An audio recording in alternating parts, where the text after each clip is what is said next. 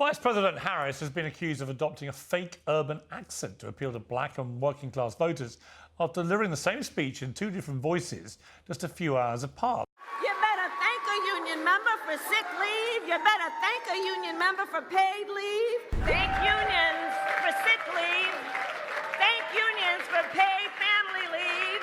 Many people making this observation have, of course, been accused of racism, as was former President Trump, for claiming that Harris only recently started identifying as black. Whether it really matters or not is besides the point. What's striking is the taboo and how difficult it now is to ask questions about race without being promptly branded a racist. So Piers Morgan sits down with Matt Walsh, and Matt Walsh goes off on the blaccent of Kamala Harris. I see this with a lot of people, and I'm sure you guys see it as well, like the AOC politicians who treat being in politics like it's a reality TV show. They're very dramatic. They love to talk a certain way, like they're from the streets. You know, every once in a while, AOC acts like she's from the Bronx, and she talks like it. I don't know. Maybe that's where she says she's from. That would make a lot more sense. Anyways, Matt Walsh.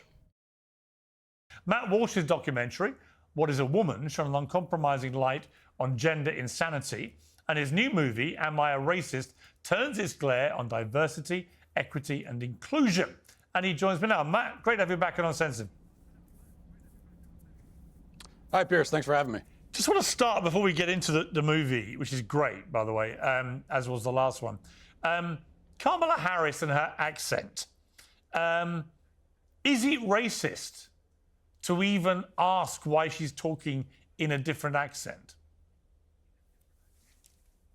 No, I mean, of course not. And look, many Democrat politicians in particular have done this, where they take on a different tone, a different accent, depending on the audience. It's just that with Kamala Harris, we get this really, especially the most recent thing, where it's the exact same lines she's giving a couple of hours apart, and it's just, of course, it's very noticeable. Everybody notices it, and it's insulting to the intelligence of the people that she's trying to pander to. And on top of it, as many have pointed out, you know, the accent she puts on, it sounds like Foghorn Leghorn or something. It's not.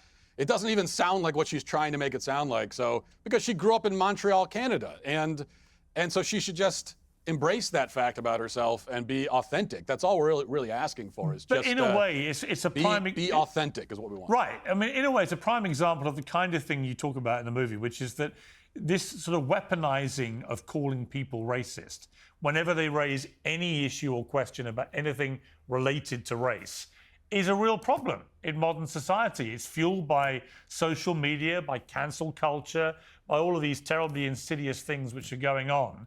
And what it creates is an atmosphere where people almost dare not talk about anything to do with race for fear of immediately being called a racist.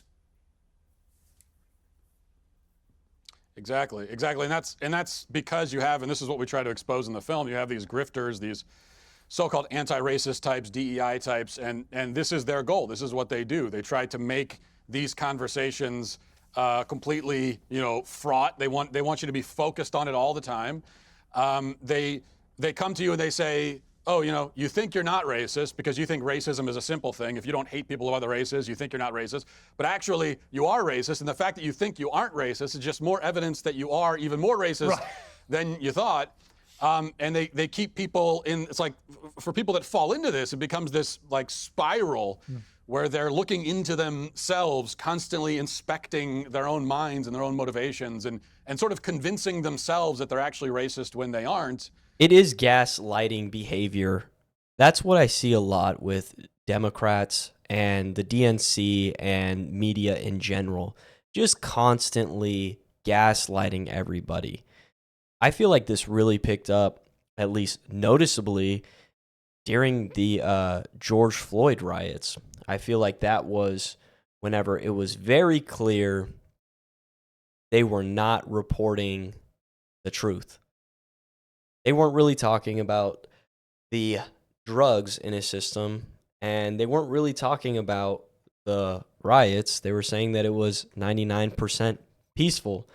And people who wanted to identify as Democrats, they were forced to face the reality and see the fire and see the stores being destroyed and see the looting that was happening, and they had to gaslight themselves. It is truly toxic, and it's a disgusting tactic. I absolutely hate it. And part of that is, again, making the concept of racism way more complicated and abstract than it actually is, because in reality, racism is just having a negative opinion of someone because of their race, thinking a certain race is inferior to yourself.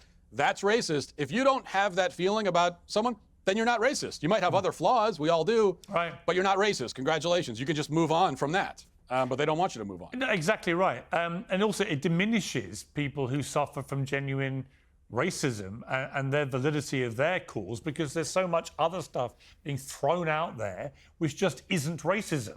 And so actual racism gets kind of lost in the wash. I want to just show viewers who've not obviously seen the movie yet, which is, I can't encourage them to do it enough. It's fantastic. This is a clip from the trailer for it. Let's be clear what's happening in this country. It's Nazism. Republicans are Nazis. You cannot separate yourselves from the bad white people. Growing up in the 90s, I never thought much about race. Sure, you noticed, but never really seemed to matter that much, at least not to me. Being a white, straight, cisgender man, it's the top of the pile. I'm on the top of the pile. That's me. Am I racist? I would really appreciate it if you left. I'm trying to learn. I'm on this journey. Can you please leave? If I'm going to sort this out, I need to go deeper undercover. If I want to be an ally, I need to look like one. Literally Borat. It's literally Borat. Now, we didn't come here to watch the trailer. We came here to watch him dunk on Kamala Harris. So we're going to skip ahead. But if you guys do want to watch, you guys can check it out. I think it's ammiracist.com. It's kind of terrifying, you know, and but riveting. You go undercover, kind of Borat style. It's great. It's a great idea. Aha, I told you. The way you do this. But as I was watching it, it reminded me of something that was said by Morgan Freeman many, many years ago. I think it was a 60 Minutes interview. Let's take a little clip of what he said then. I don't want a Black History Month. Black history is American history. How are we going to get rid of racism? Stop talking about it. I'm going to stop calling you a white man. Yeah. And I'm going to ask you to stop calling me a black man. I know you as Mike Wallace. You know me as Morgan Freeman. W. I love the simplicity of that from Morgan Freeman. He wasn't saying there isn't racism, but he's saying the way to stop this incessant stuff that you've exposed in your movie is to just stop making it such a big issue all the time. Morgan Freeman W. Love to see it. Anyways, guys, that's all we have for today. I hope you enjoyed. Like, comment, subscribe. Check out our merch. I'll see you in the next one. Goodbye.